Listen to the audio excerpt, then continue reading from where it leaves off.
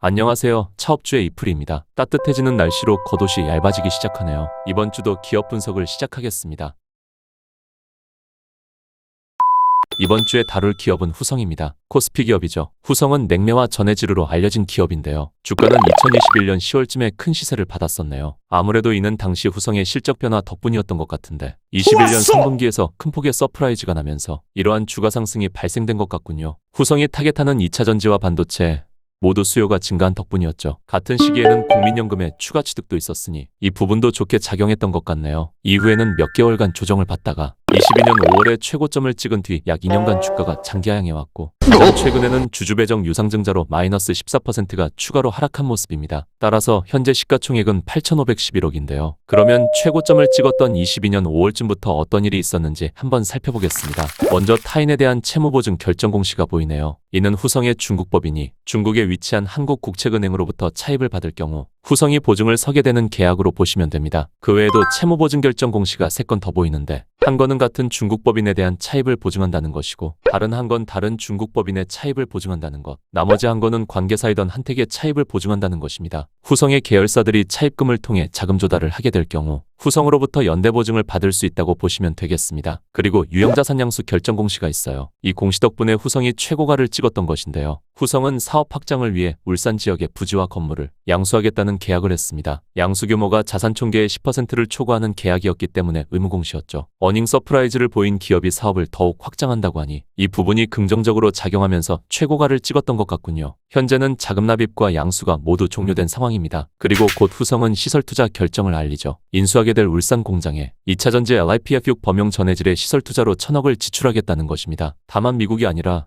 울산이라는 것이 아쉽네요. 현재 범용으로 쓰이는 LIPF6 전해질은 중국 기업들이 꽉 잡고 있는데 미국의 IRA 법안으로 전해액 공급망에서 탈중국화될 수 있어 미국 현지에서 LIPF6 생산 시설을 공격적으로 확대하고 있는 엔캠이 최근 큰 시세를 받았으니까요. 물론 우리나라도 미국과 FTA 협정 국가이지만 미국 현지 생산보다는 경쟁력이 떨어질 수 있겠죠. 이미 자산 총계의 11%인 700억을 부지 및 공장 매입에 지출한 상태에서 자산 총계의 37%인 1,000억을 시설 투자로 추가 지출하게 되니 이 부분은 후성에게 재무적인 부담으로 작용했을 것 같군요. 그리고 이 시기에는 국민연금의 지분 축소까지 있었습니다. 시설 투자는 지연되어 아직까지 완공되지 못하고 있고요. 따라서 22년에 좋았던 실적을 이어갔음에도 불구하고 주가가 현재까지 조정받아 온 것 같은데요. 이렇게 후성의 주가가 조정받아 오던 시기에는 주가를 희석시킬 만한 이슈가 하나 더 있었어요. 여기 주식 교환 이전 결정 공시에 포괄적 교환 이전 공시가 보이죠. 이는 후성이 관계사이던 한택의 나머지 지분인 63.5%를 모두 취득하면서 100% 자회사로 인수하게 되는 공시입니다. 그런데 이 매매는 현금으로 하는 것이 아니고 교환 방식이었죠. 즉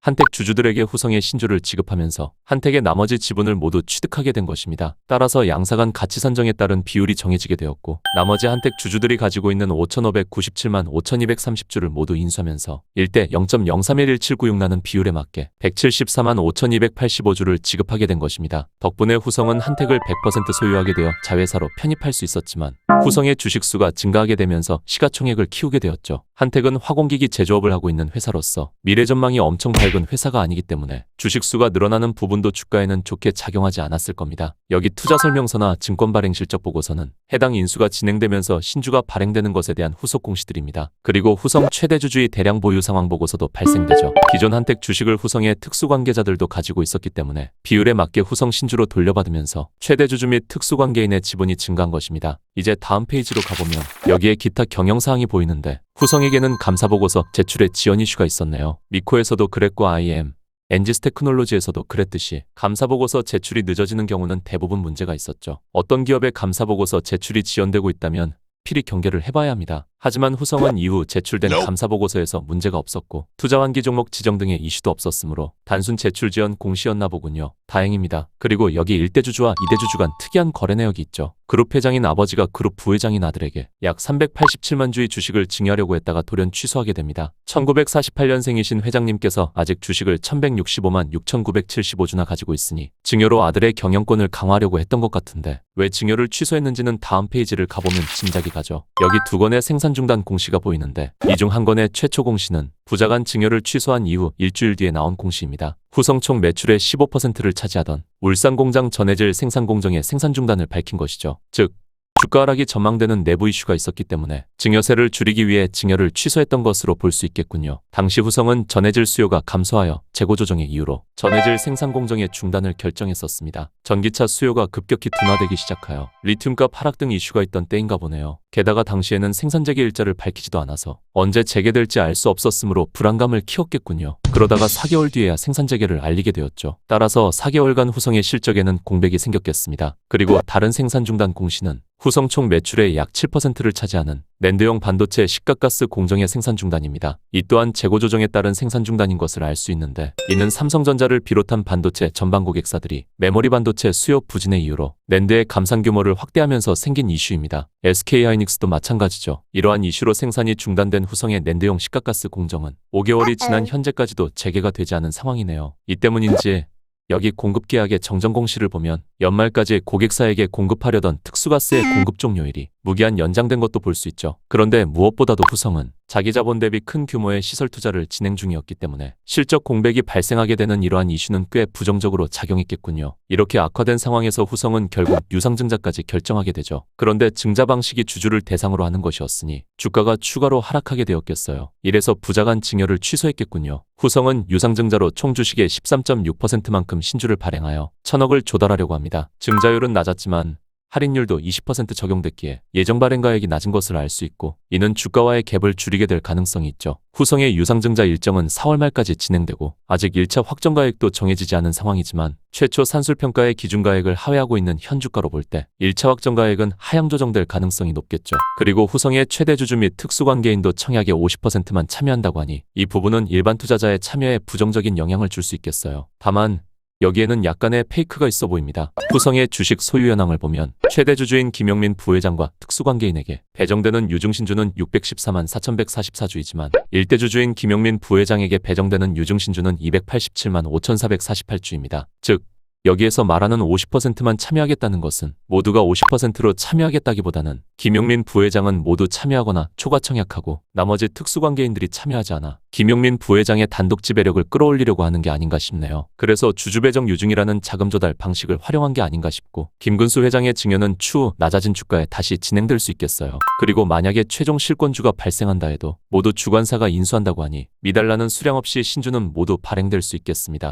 후성은 이렇게 자금을 조달하여 진행 중인 전해질 공장의 건설 완료에 280억을 사용하고 차세대 전해질과 첨가제 공장에도 213억을 지출할 예정입니다. 그리고 반도체 사업에는 극저온 식각 공정용 특수가스 공장 건설에 210억을 지출할 예정이죠. 지난번 KNJ 영상에서 미세화 공정으로 적층 단수가 올라가게 되는 상황에서 식각용 장비의 과점기업 중 하나인 TL이 극저온 식각 장비를 개발하고 있다고 말씀드렸는데 이렇게 되면 비싼 소모품인 SIC 링 대신 기존 SI 링을 그대로 사용할 수 있게 되죠. 후성도 극저온 식각 장비용의 확대를 대응하기 위해 극저온 식각용 가스의 공장 건설을 추진하려는 모습이군요. 그리고 스마트 물류 시스템과 원재료 매입을 위해 310억을 사용하려고 하고 있네요. 아무래도 유증 발행가액의 하향 조정으로 목표로 하는 1,000억보다는 미달한 금액을 조달하게 될 테지만 그래도 여기 산술평균가액을 산정하던 마지막 3거래일간에 60%보다는 낮게 정해질 수 없기 때문에 최소로 잡아도 910억은 조달할 수 있겠군요. 다행히 목표로 하는 자금 사용 계획에 큰 변화는 없겠어요. 마지막으로 실적 30% 변동 공시를 보면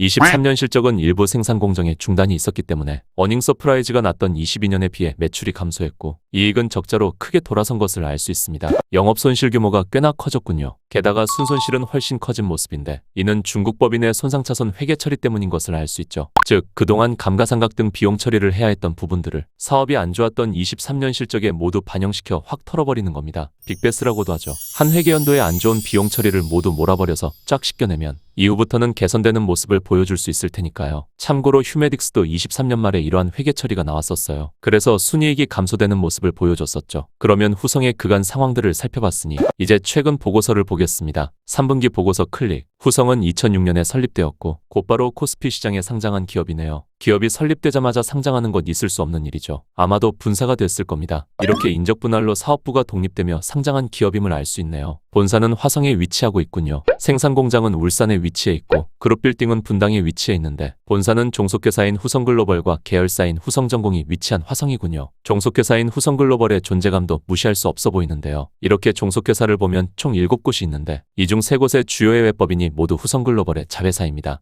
후성글로벌이 주요 해외법인들의 중간 지주사이고 이들이 후성 연결 실적에서 큰 부분을 차지하고 있죠. 그런데 후성글로벌은 2021년 4월에 후성에서 물적 분할됐습니다. 물적 분할된 이후인 22년 8월에는 후성글로벌의 상장 추진을 알리죠. 연결 실적에서 비중이 큰 자회사가 분할되고 분할된 지 얼마 지나지 않아 상장을 추진한다고 하니 이 부분도 후성 주가가 우하향해 오는데 한몫했겠군요. 후성도 주주 친화적이라고 볼 수는 없죠. 여기에는 주식 교환으로 100% 자회사로 편입한 한택도 보이네요. 그 외에 출자한 법인을 보면 관계사는 없고 손익에 영향을 주는 당기손익 측정 금융자산은 143억 규모, 기타 포괄손익으로 처분 시에만 영향을 주는 금융자산은 68억 규모입니다. 후성의 재무손익 대비 규모가 작다고 볼 수 있기 때문에 크게 신경 쓰지 않아도 되겠습니다. 총 주식을 보면 총 주식수는 9,435만 2,104주이고 이 중 자기 주식은 없다고 봐도 되겠죠. 유상증자가 마무리되면 총 주식은 억 725만 5,330주가 되겠네요. 이러한 주식의 소유 현황을 보면 김용민 부회장이 1대주주이고 2대주주는 아버지인 김근수 회장이시죠. 그 외 계열사들이 경영권을 보완하고 있는 형태입니다. 개통도로 보면 후성그룹은 이렇게 된 구조인데 후성그룹에서 가장 큰 비중을 차지하는 기업은 후성과 후성글로벌이네요. 현재까지는 여러 계열사들이 김용민 부회장의 후성 경영권을 보완해주고 있지만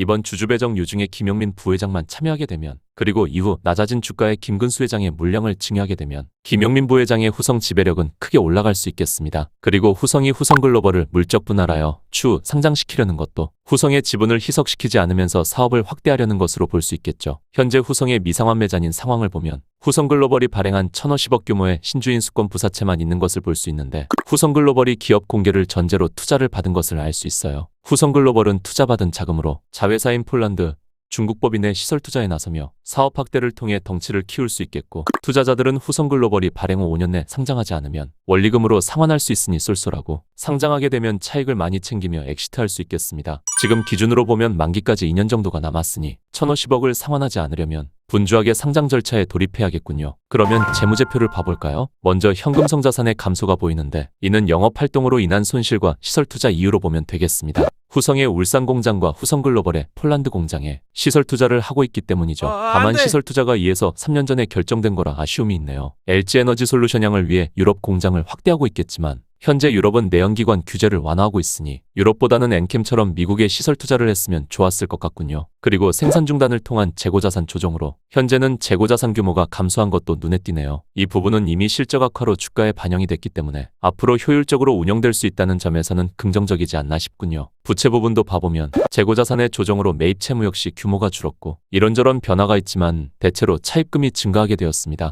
후성의 현금성 자산은 500억이 있고 차입금은 2,687억이 있으며 후성글로벌의 신주인 수권 부사채도 1,050억이 있는데 이번 유상증자를 통해 900억가량을 조달하게 될 테니 유동성 상황은 조금 개선될 수 있겠습니다. 그래도 넉넉하다고는 볼 수 없기 때문에 진행 중인 증설을 마무리하고 다시 사업이익을 벌어들이면서 부지런히 자금을 벌어야겠군요. 현재의 손실이 지속되면 확보하게 되는 유동성은 훼손될 수 있습니다. 자본 쪽도 보면 유상증자 이후 자본금은 536억이 되겠고 자기 자본은 4,800억 정도가 되겠으니 회계적으로 문제될 것은 전혀 없습니다. 이제 실적을 봐보면 앞서 30% 실적 변동 공시에서 가장 최근 모습을 봤었지만 전해질 생산 공정의 4개월간 가동 중단 그리고 낸드 시가가스 생산 공정의 가동 중단으로 매출이 감소된 것을 확인할 수 있습니다. 매출은 감소한 반면 사업 확대로 운전자산은 커져왔으니 고정비로 인해 매출 총이익이 감소하게 되어 영업적자로 돌아선 것을 볼 수 있어요. 23년 영업적자가 마이너스 451억이므로 결코 작은 규모가 아니죠. 증가한 금융비용도 손실을 키운 게 보이고요.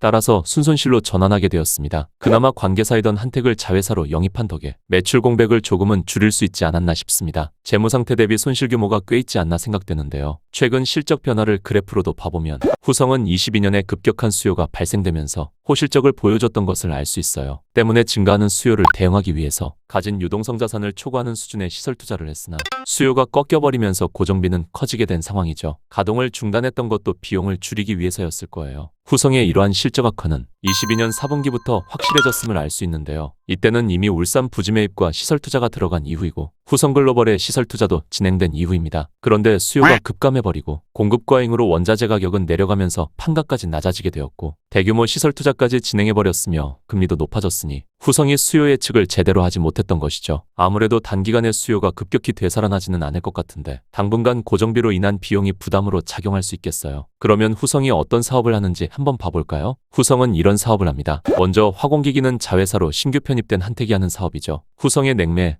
전해질, 식강용 가스 사업이 쪼그라들면서 화공기기가 차지하는 비중이 적지 않네요. 한택은 열교환기, 압력용기, 컬럼, 저장 탱크들을 생산하는데 이는 산업용 플랜트에 자주 사용되는 것들입니다. 여러 공장들에서 흔하게 볼 수 있는 것들이죠. 큰 성장성을 가지지는 않았다고 생각합니다. 그리고 기초화합물 사업부는 냉매, 전해질, 무수불산, 반도체 특수가스로 나뉘는데 후성은 과거 국산 냉매 시장을 독점하다시피 했던 기업입니다. 그러나 주력이던 염화불화탄소 계열 냉매는 오존을 파괴하는 물질이기 때문에 생산금지 품목으로 지정되면서 빠르게 수소불화탄소 계열의 냉매를 개발하고 전환하여 삼성전자, LG전자, 캐리어, 현기차 등 고객사에게 에어컨용 냉매가스를 공급을 이어가고 있습니다. 현재 국내 점유율은 70% 정도죠. 그리고 여기 무수불산은 식강용 가스인 불화수소의 원료입니다. 불화수소는 일본 의존도가 높아 솔브레인이 국산화하려고 있지만 그 원료가 되는 무수불산은 중국 의존도가 상당히 높습니다. 국내에서는 후성이 생산하고 있는데 그 양이 충분하지 않기 때문에 BGF 에코가 플루어린 코리아를 통해서 생산하려고 하고 있죠. 무수불산이 냉매의 원료가 되기도 하기 때문에 냉매를 다루던 후성이 무수불산을 개발할 수 있었던 것 같네요. 후성이 오히려 이 사업을 키웠더라면 참 좋았을 텐데요. 그리고 전해질인 LiPF6은 현재 전해액에 쓰이는 범용 전해질입니다. 그런데 글로벌 전기차 시장의 수요 둔화로 인한 리튬 가격 하락으로 LiPF6의 판가가 계속해서 하락해왔기 때문에 후성,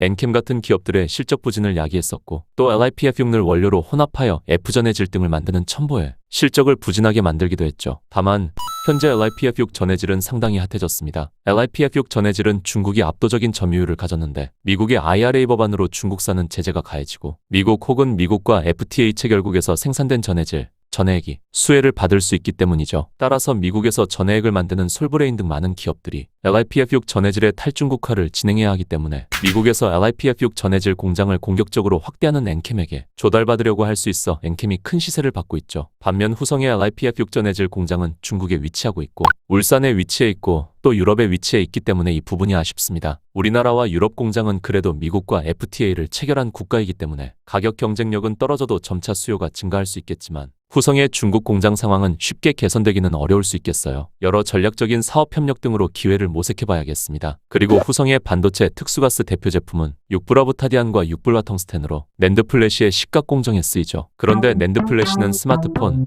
PC 등 소비재에 응용처가 몰려있어 현재 삼성전자와 SK하이닉스의 낸드 플래시 업황은 회복의 기미가 보이지 않고 있습니다. 올해 말까지 낸드 플래스 감산을 지속한다는 얘기도 있죠. 따라서 후성의 특수가스 생산 공정은 실적 부진 및 가동 중단이 꽤 오래 이어질 수도 있겠군요. 그러면 이쯤 할까요? 이프리의 요약 시간입니다.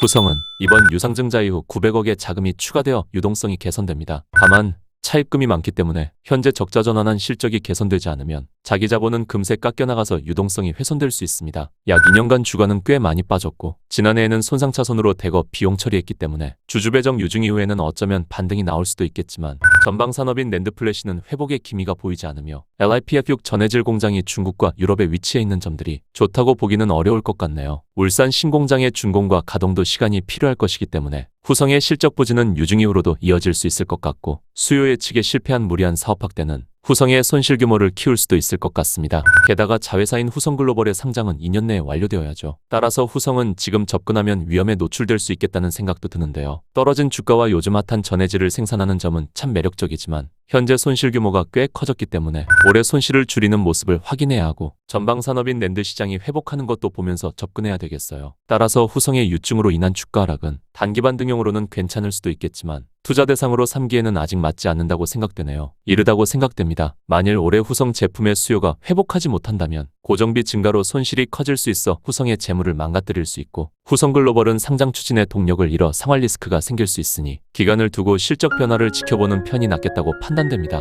그렇게 지켜보다가 만약에 김근수 회장님의 주식 증여가 다시 추진된다면 그 시기쯤이 하방이 닫힌 시기가 되지 않을까 생각되는군요. 그러면 오늘도 차트 없는 주식 투자였습니다. 감사합니다.